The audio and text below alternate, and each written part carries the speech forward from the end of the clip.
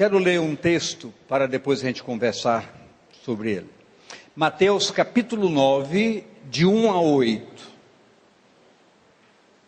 Mateus 9, de 1 a 8.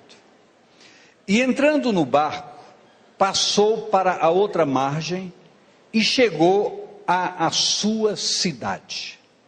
E eis que lhe trouxeram um paralítico deitado numa cama.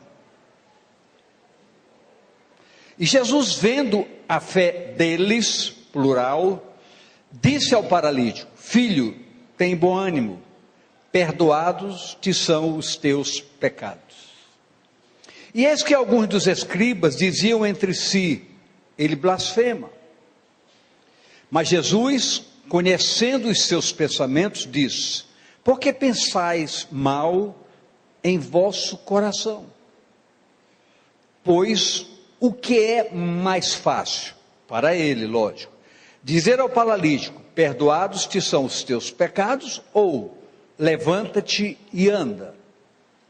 Ora, para que saibais que o Filho do Homem tem na terra autoridade para perdoar pecados, disse então ao paralítico: levanta-te, toma a tua cama e vai para a tua casa.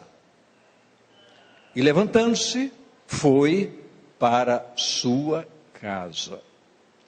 E a multidão, vendo isto, maravilhou-se e glorificou a Deus que dera tal poder aos homens.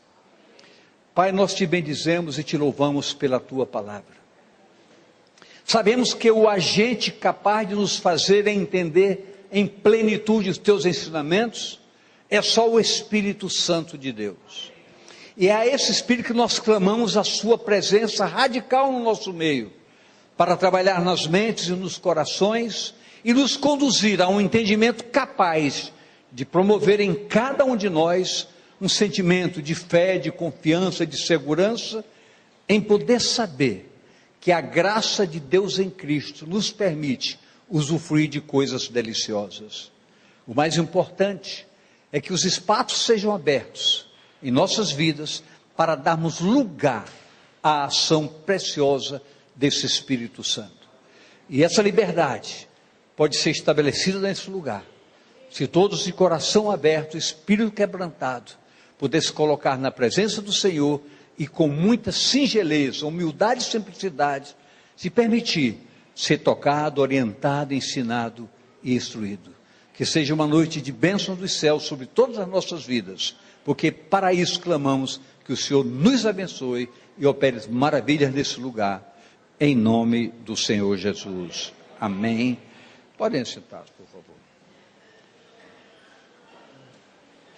Volta o verso 1 novamente. Diz o verso 1: e entrando no barco, passou para a outra margem e chegou à sua cidade. E eis que lhe trouxeram um paralítico deitado numa cama. Que cidade era essa chamada a sua cidade? O lugar onde Jesus estabeleceu morada chama-se Cafarnaum, ou aldeia de Naum, o profeta Naum, de quem se sabe muito pouco no próprio livro desse profeta. Era uma região ao norte da Galileia, incluindo a Galileia. E essa cidade tornou-se a residência oficial de Jesus quando estava por aquela região. E esse lugar ficou tão conhecido como Cidade das Maravilhas. Por quê? Porque exatamente ali estava Jesus, sua palavra e suas realizações prodigiosas. E Jesus, diz a palavra, percorria continuadamente a região chamada Decápole, de 10 cidades que faziam as circunvizinhanças ali, e sempre retornava à noite para repousar em Cafarnaum. E essa região toda, aonde Jesus caminhava continuadamente, ela ficou conhecida categoricamente como lugar de milagres. Lugar onde os milagres aconteciam. Mas eu gostaria de perguntar para essa igreja, por que que os milagres aconteciam nessa região? Qual a razão? Estou perguntando. Qual a razão de acontecer esses milagres? Ele falou lá. Queridos, isso aconteceu porque Jesus estava ali continuadamente. Então, como ele estava ali, fazia morada, pernoitava e saía, percorria todas aquelas circunvizinhanças, aquela região, aconteceram tantos milagres que ele fazia, que passou, era conhecido como lugar dos milagres. Como que a gente pode ver isso? De maneira muito clara. No capítulo antecedente, o capítulo 8 de Mateus, dos versos 1 a 4, aparece Jesus curando um leproso. De 5 a 13, curando o criado de um centurião. 14 a 15, curou a sogra de Pedro. 16 a 17, fala que ele fez muitos e outros milagres. E de 28 a 34, Jesus estabelece a cura de um endemoniado gadareno. Estou mostrando que no capítulo 8, mostra uma série de milagres que Jesus realizava naquela região. Ora, isso, como igreja, nos provoca e nos desafia. Por quê? Porque o lugar onde Jesus faz presença deve ser um lugar de milagres. A palavra nos assevera isso, nos respalda para isso. Então é importante a gente pensar que nós estamos aqui no lugar onde os milagres podem acontecer. Por quê? Porque nós servimos a um Senhor chamado Jesus e a sua presença é real na vida da sua igreja. Então aqui é o lugar para milagres acontecerem. Qual a diferença ou o porquê não intensamente essas coisas não acontecem como deveriam? Preste bem atenção. Não sou eu quem diz, é a palavra. Nos diz a palavra que Jesus certa vez falou que na sua cidade ele não pôde fazer milagres por causa da incredulidade do povo. Então, entenda bem, se algo que poderia ser dentro de uma praticidade objetiva, fundada, respaldada na palavra, por que as coisas não acontecem? Uma das coisas básicas, impeditiva, de uma ação operativa da graça de Deus em Jesus, chama-se incredulidade. E qual a motivação da incredulidade, que muitas vezes permeia a própria igreja? Queridos, a expressão mais exata para nós entendermos é que a nossa área comportamental está diretamente formatada por cada um, criando um perfil claro e objetivo de quem verdadeiramente tem ou não tem um compromisso com Deus. A nossa área comportamental, ela mostra muito claramente a dimensão do compromisso que nós temos com Deus. E a proporção que o nosso compromisso com Deus se intensifica, como dissemos na terça-feira passada, nós nos tornamos uma igreja que medita com seriedade na palavra, uma igreja que tem uma vida de oração. Essa igreja vai se aprofundando num sentido de intimidade com Deus, as portas vão se abrindo, e dentro dessa intimidade, nós vamos descobrindo coisas preciosas que nós perdemos por não conhecer, mas que nós passaremos a usufruir quando experimentamos intensificar essa intimidade com Deus de maneira mais dinâmica. Então isso, não é que isso, a prova da nossa fé é isso, mas isso, obviamente, que aprofunda a liberdade de nós podermos crer profundamente por conhecermos a essência de um Deus que se revela, que se manifesta, que faz questão de ser conhecido e de ter intimidade, que nós todos tenhamos intimidades com Ele. Então, essa fé não se constrói com palavras, ninguém pode, eu queria que o pastor ensine eu a ter fé, não existe essa possibilidade. A fé, ela é desenvolvida à proporção que nós mergulhamos na palavra e na oração, e vamos então tendo experiências cada vez mais íntimas com o Senhor, e essa fé vai se agigantando ao ponto de nós começarmos a ver, não mais queremos apenas ouvir, mas ver os fatos acontecendo em nossas próprias vidas. É uma questão de quê? De busca. É uma questão de quê? De querer. É uma questão de quê? De se disponibilizar, de encarar com muita seriedade e com severidade os princípios que regem a palavra de Deus. Mas escute,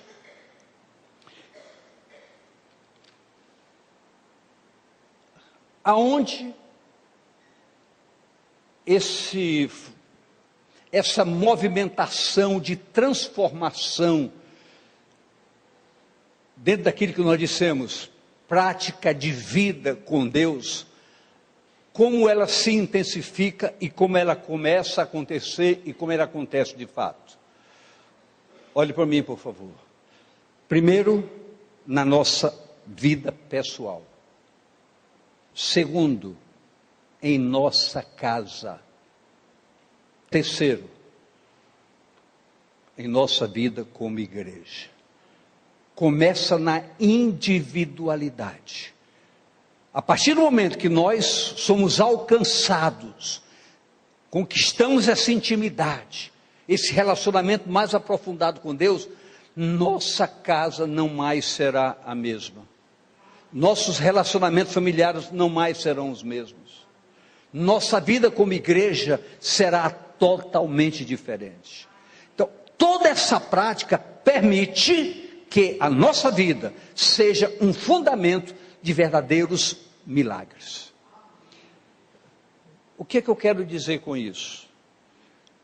Eu não posso usar o exemplo de nenhum de vocês, mas cada um de vocês pode, nesta noite, olhar para si e se perguntar, aonde verdadeiramente minha vida tem um reflexo de que eu tenho intimidade com Deus, eu tenho compromisso com Deus, eu tenho uma vida de pleno agrado ao coração de Deus. Eu posso falar de mim, não posso falar dos outros. Então, quando se fala em milagre, por que eu posso categorizar a experiência de um milagre? Para mim é muito simples, sabe por quê? Porque minha vida é um milagre. Meu ministério é um milagre. Estar aqui nesta noite é um milagre na minha vida. Por quê? Porque se olhar para trás, há muito tempo atrás, quem eu era, o que eu fazia, como eu agia, eu estar num púlpito, falando sobre a graça de Deus, eu sou o milagre vivo e verdadeiro. Agora, ele não pode parar aí. A minha demanda não é do que eu fui, do que eu sou. Minha demanda é o que pode acontecer dinamicamente na história da minha vida. Isso só vai acontecer na proporção que eu vou tendo intimidade com Deus, poder conhecer a Deus, saber o que Deus faz, como Deus age. Isso tudo me leva a entender que nas demandas principais, Deus corresponde às minhas expectativas e o milagre acontece para valer. É um privilégio meu? Não. De todo aquele que crê, a obra de Deus se realiza na vida de todo aquele que crê. Mas isso significa todo aquele que crê, todo aquele que acredita, aquele que busca, aquele que cumpre a palavra quando ela diz: você quer? Peça, bata que eu abro, busque e você acha. O que é pedir, bater e abrir? É meditar, é orar, é se derramar na presença do Senhor. Não significa oração simples, como as pessoas pensam: ah, eu estou precisando disso, hoje eu vou me ajoelhar que eu vou pedir isso para o Senhor. Queridos, quando nós entendemos que adoração não é pedir, é estar na presença dEle, as coisas acontecem, as respostas vêm. Deus sabe plenamente o que cada um precisa. E Deus, é só você ver, se você ler o livro de Daniel, você vai ver que Daniel, as coisas aconteciam, chega a dizer, ó, antes mesmo de Daniel abrir a boca, a bênção já estavam vindo. Por quê? Porque Deus contempla propósitos do coração. Isso é uma porta aberta para todos nós. Então, o que eu quero dizer, aqui, potencialmente, precisa ser um lugar de milagres. Potencialmente, precisa ser um lugar de milagres. E essa história pode mudar. Cada um aqui pode ser um agente objetivo, operacional, de permitir que esses milagres aconteçam. Cafarnaum se evidenciou como lugar da presença do Senhor Jesus. Olhe para a pessoa do seu lado. Olhe mesmo para ela. É uma vida que está do seu lado. Pela conotação básica igreja, cada pessoa que você está olhando deve ser um lugar da presença do Senhor Jesus. E se é um lugar da presença de Jesus, é um lugar onde Jesus precisa ter liberdade de agir. Então, você pode ser um agente do milagre. Eu não vou perguntar aqui quem já participou de um milagre, quem já teve um milagre na sua vida. Eu não vou perguntar, porque se for perguntar, todo mundo vai levantar o braço. Será? Será? Veja bem, olha o que diz o verso 2, Mateus 9, 2, e Jesus vendo, o que no verso 1 diz que levaram um paralítico numa cama até Jesus. Então foi um paralítico e no mínimo 4 pessoas mais. Carregando uma cama, devia ser em cada ponta, 4 pessoas e Jesus. Então 5 pessoas. E a Bíblia diz: vendo a fé deles, disse ao paralítico: filho, tem bom ânimo, perdoados te são os teus pecados. Jesus viu a fé deles, mas a quem ele se dirigiu? Ao paralítico. Por quê? Por que ele se dirigiu ao paralítico? Entenda bem. Aquele homem era um paralítico. Eu pergunto, o que estava paralisado naquele homem? Aquele homem, eu escrevi aqui, foi o produto de uma fé operativa, plenamente percebida por Jesus.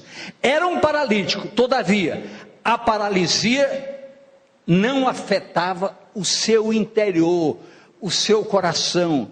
Por quê? Porque Jesus conseguiu ver naquele homem uma fé tão poderosa que ele disse àquele homem: filho, os teus pecados estão perdoados. Por quê? Porque Jesus lhe vislumbrou um quebrantamento, um propósito. Obviamente aquele homem não foi forçado a ir a Jesus, aquele homem deve ter clamado: por favor, me levem a ele. Então apareceram 4 cooperadores que cooperaram na causa, mas aquele homem foi visto por si só como uma fé capaz de ser vislumbrada por Jesus. Como é que a gente pode identificar fatos dessa natureza? Por exemplo, a Bíblia fala sobre uma história de uma mulher que sofria há 14 anos de uma hemorragia. E aquela mulher, ouvindo de Jesus, que ele fazia maravilhas, aquela mulher acreditou nos que lhes diziam. Então o que ela fez? Diz a palavra que ela gastou tudo que possuía com médicos, não conseguia ficar boa, pelo contrário, piorava cada vez mais. Mas aquela mulher disse: então eu quero chegar perto desse homem, quero pelo menos tocar na orla da sua veste, porque se eu fizer isso, pelo que dizem que ele é, e eu acredito que ele seja, porque o que ele está fazendo, homem nenhum natural pode fazer, se eu tocar nesse homem, eu vou ficar curada. Aquela mulher, diz a palavra, que ela foi empurrando a multidão, um por um, cai fora, com licença, com licença, com licença, com licença, e chegou lá e tocou em Jesus. Quando ela tocou em Jesus, ela sentiu que a sua hemorragia parou. Mas algo interessante aconteceu ali, que Jesus naquela hora parou e disse: ei, alguém me tocou, alguém me tocou. Os outros disseram: Senhor, todo mundo aqui está te tocando. Mas tu pergunta quem te tocou? Não, tem muita gente me tocando por tocar, mas alguém me tocou diferente. Alguém me tocou com uma unção diferente. Alguém mexeu com o meu espírito, porque meu espírito se convulsionou dentro de mim, dizendo: alguém me tocou com propósitos. Foi quando aquela mulher se identificou. Olhe para mim aqui, por favor. Você sabe por que Jesus parou para dizer: alguém me tocou? Porque aquela mulher tocou diferente. Em que podemos pensar sobre isso? Para que o milagre aconteça, nós temos que ser diferentes. Muita gente está tocando de qualquer maneira. A multidão estava tocando em Jesus. Queriam só ser curados, queriam isso, queriam aquilo. Conserta meu casamento, minha perna está doendo. Jesus não se preocupou com isso. Tanto que quando aquele homem chegou paralítico, ele diz, antes de dizer, anda, ele diz: tua fé te salvou. O propósito redentor é salvação. E os salvos, verdadeiramente, são contempladores de milagres. Eu posso ouvir amém, querido? Mas escute.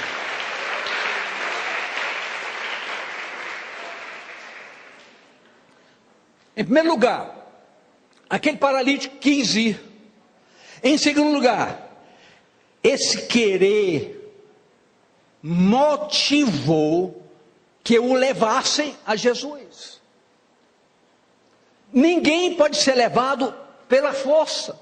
Não é por força nem por violência, isso é o óbvio da palavra. É necessário que nós queiramos ter essa intimidade com Deus. Olha nos olhos da pessoa do seu lado e diga, olhando nos olhos: você só pode ser íntimo do Senhor se você quiser. Ninguém pode impor, nenhum pastor pode subir esse púlpito e dizer: eu quero que hoje em diante vocês sejam santos, se adequem à palavra, tenham a palavra como preciosa, tenham uma vida de oração. Ninguém pode impor isso para vocês. Vocês são o que vocês quiserem. Mas eu quero dizer, não percam tempo, o milagre está na tua porta. Aproveita, abre a porta e deixa o milagre entrar na tua casa. Abre a porta.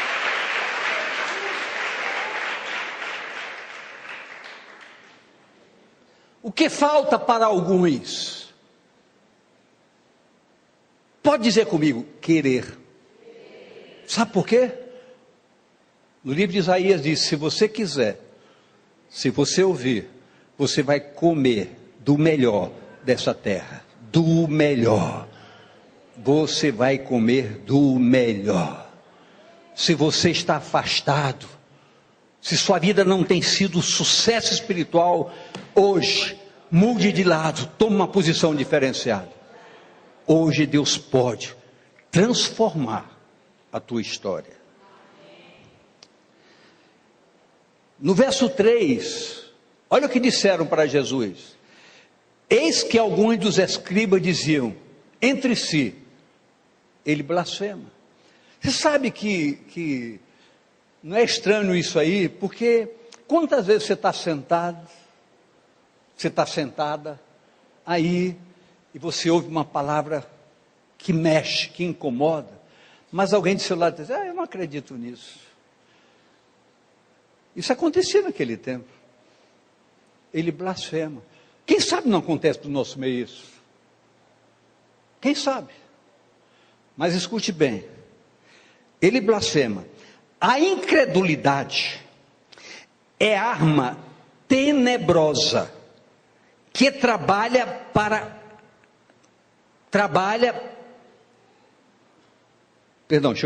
vou repetir. A incredulidade é arma tenebrosa, que é trabalhada por agentes inimigos de forma variada. O inimigo age de forma variada. Aí, espera lá um pouquinho, por favor. Aí eu escrevi aqui algo desafiador. Eu escrevi aqui, até dentro da igreja. Vocês acreditam nisso? Até dentro da igreja. Muitas vezes as pessoas são desestimuladas dentro da igreja. Queridos, a nutrição objetiva, com seriedade, para uma igreja, chama-se púlpito. É daqui que sai a fonte orientadora. Se faz outras coisas, motivações outras, mas a fonte reveladora da palavra chama-se o púlpito.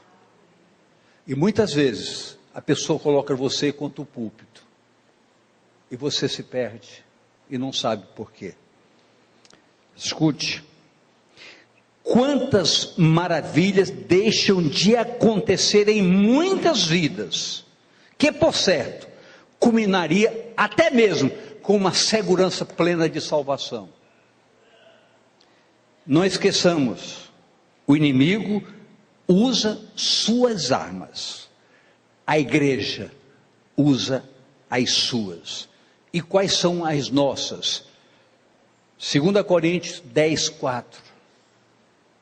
Porque as armas da nossa milícia não são carnais, mas sim poderosas em Deus para a destruição das fortalezas que se levantam para minar a possibilidade de abrirmos a nossa mente e o nosso coração para as coisas de Deus.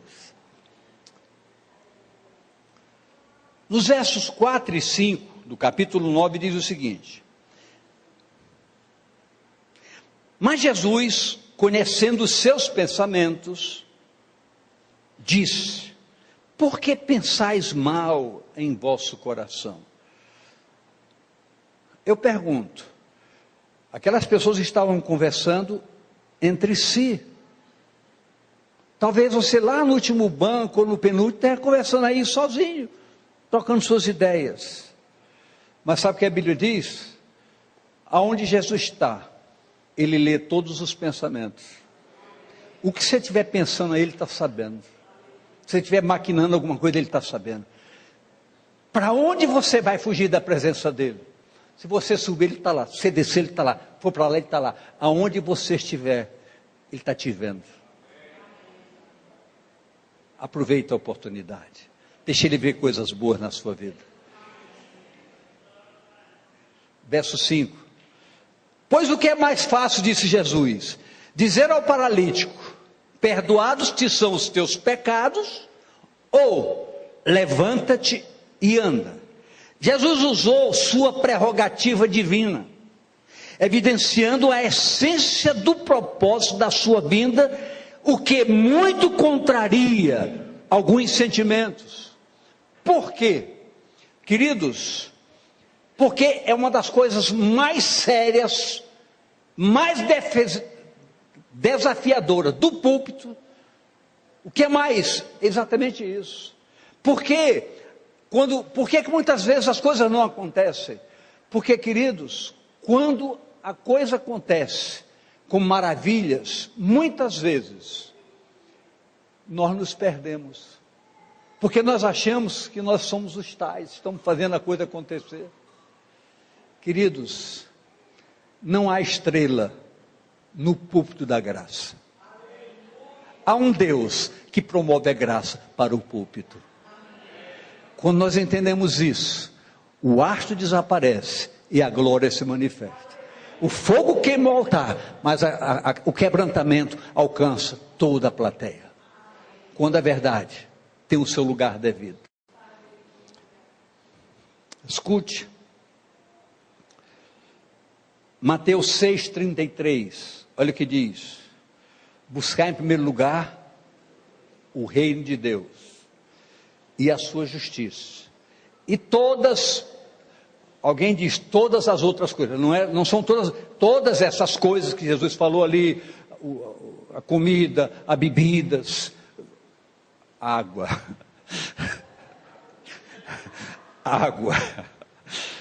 suco, essas coisas serão acrescentadas, as necessidades, o vestir, ele falou nesse sentido. A pessoa fala, porque todas as outras, que outras coisas? Tudo na Bíblia tem nome, até pecado tem nome.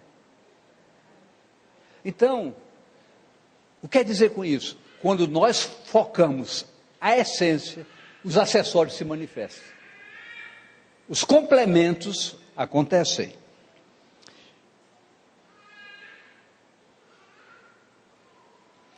A cura ali era apenas um acréscimo.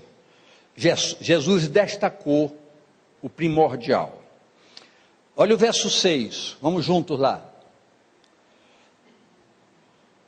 Ora, Jesus dizendo, para que vocês saibam, para que saibais, que o Filho do Homem tem na terra autoridade para perdoar pecados, disse então ao paralítico, levanta-te, toma a tua cama e vai para a tua casa. A ordem não foi mudada. Jesus fez questão de ratificar, para que saibais que o Filho do Homem tem sobre a terra autoridade, declarou, levanta-te, toma teu leito e vai para a tua casa. Por que razão? Preste bem atenção nisso. Quem está com sua família aí, olhe bem para a família direitinho. Sabe o que foi que Jesus disse?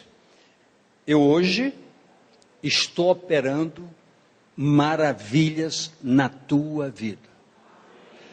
O primeiro lugar aonde você precisa ir para testemunhar o que a graça de Deus fez com você é a sua casa. Porque o plano de Deus é conquistar a família em primeiro lugar. Deus é família, o plano de Deus, a família é o plano primeiro para o nosso ministério, seja de quem for. Eu preciso ser primeiro pastor na minha casa, para depois ser aqui. Então ele diz, vai para a sua a casa é o lugar onde a novidade, a novidade que aconteceu precisa ser o primeiro lugar onde essa novidade precisa ser transmitida. Sua casa.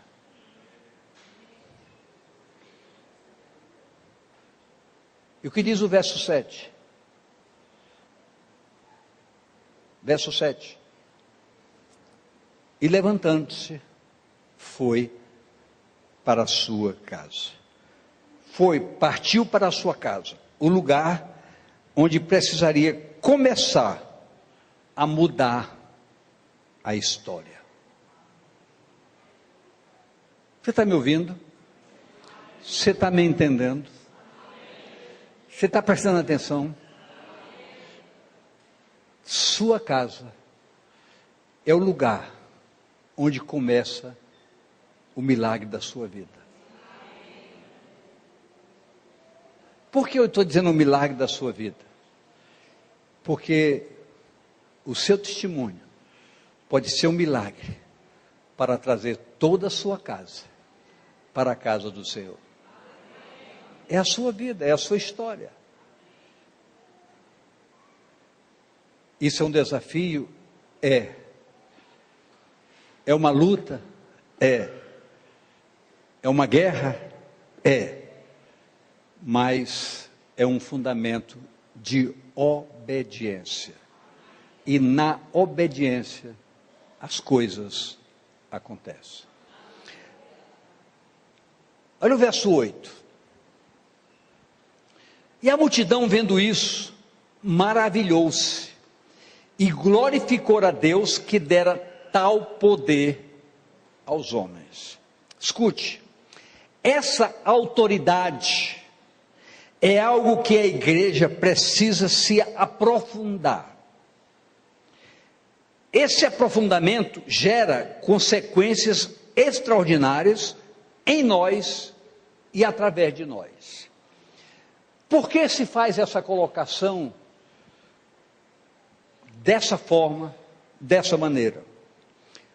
Queridos, preste atenção de maneira bem clara. O que significa autoridade? O que é uma autoridade? É alguém que se faz respeitar. É alguém que se deixa honrar. E eu pergunto, espiritualmente, qual autoridade nós podemos ter para sermos agentes de mudanças na nossa casa, na sociedade, aonde quer, na escola, no trabalho? Que autoridade é essa que pode permitir que nós sejamos instrumentos capazes de mudar a história? Qual é a maior autoridade? É o nosso comportamento. É como nós somos. Na nossa maneira de agir, de pensar, de reagir. É a nossa área comportamental. Por quê? Porque nenhum de nós aqui nessa igreja hoje é capaz de dizer, eu me transformei. Ninguém se autotransforma. Toda transformação que pode acontecer na nossa vida é uma ação do poder de Deus operando em nossas vidas. E quando nosso comportamento muda, a autoridade que é vista em nós, não somos nós, é quem está presente em nós. A agência do milagre é a presença de Jesus em Cafarnaum. Aquela região de Decápolis mudou completamente. Por quê? Porque Jesus fez morada em Cafarnaum. Jesus saía por aqueles arredores, voltava a dormir em Cafarnaum. O povo ia encontrar em Cafarnaum. Eu posso lhe falar, porque eu estive aproximadamente umas 6 a 7 vezes em Cafarnaum. Até hoje, a gente chega lá, realmente a gente se reúne em grupo de oração e as coisas acontecem. O lugar ficou marcado, lugar do milagre. Por quê? Porque Jesus ali tocou os seus pés. Queridos, quando a graça de Deus é presente em nossas vidas, nós nos tornamos autoridades espirituais. E o que faz diferença em nós? A presença dele. É a sua presença em nós que nos reveste dessa autoridade capaz de operar verdadeiras maravilhas. Então nós vamos entender hoje, e precisamos entender isso, que como igreja, como um povo chamado povo de Deus, cuja presença do Espírito Santo é real em nossas vidas, por decretos espirituais. Agora, Deus não impõe tabernacular em nossas vidas. Isso é algo quando nós queremos. Por que quando nós queremos? Porque se isso aconteceu e nós não tivermos uma vida condizente, nós podemos paralisar ou até expulsar essa presença em nossas vidas. É a ação do Espírito na igreja que a move para que ela seja, por excelência, um lugar de milagres. Eu quero deixar bem claro isso para nós hoje. A nossa história pode mudar. Isso pode vir a acontecer radicalmente no nosso meio. Só depende, querido, dessa igreja mergulhar com muita determinação, com muito propósito. Ter prazer na palavra, prazer na oração.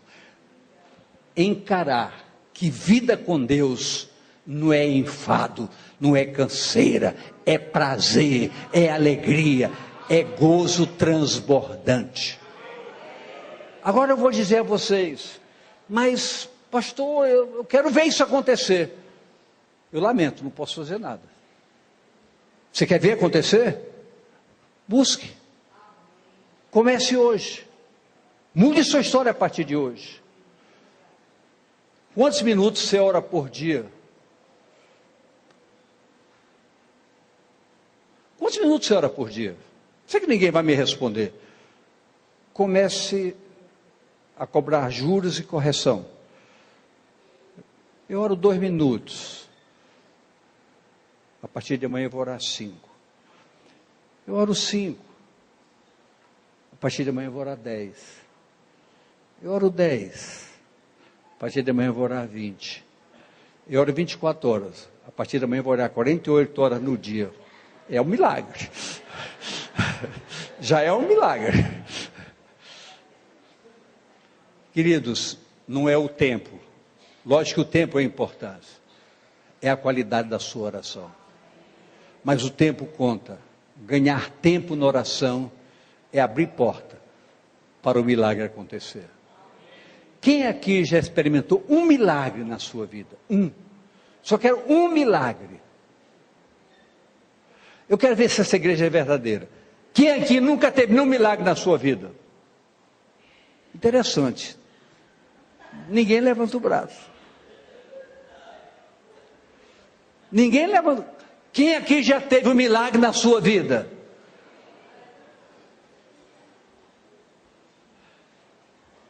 Você está feliz com um milagre?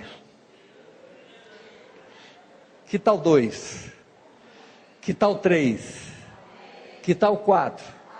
Que tal 10? Queridos, sabe o que a Bíblia diz? Peça que você recebe. Busque que você acha. Bata que vai abrir.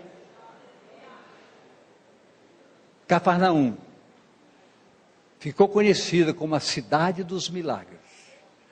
Toda aquela região dos milagres, porque ali Jesus andava. E Jesus está bem claro na sua presença, na sua igreja verdadeira.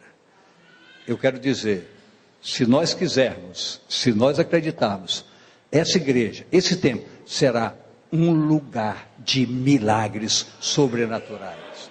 E ele pode começar a acontecer ainda hoje, em nome de Jesus.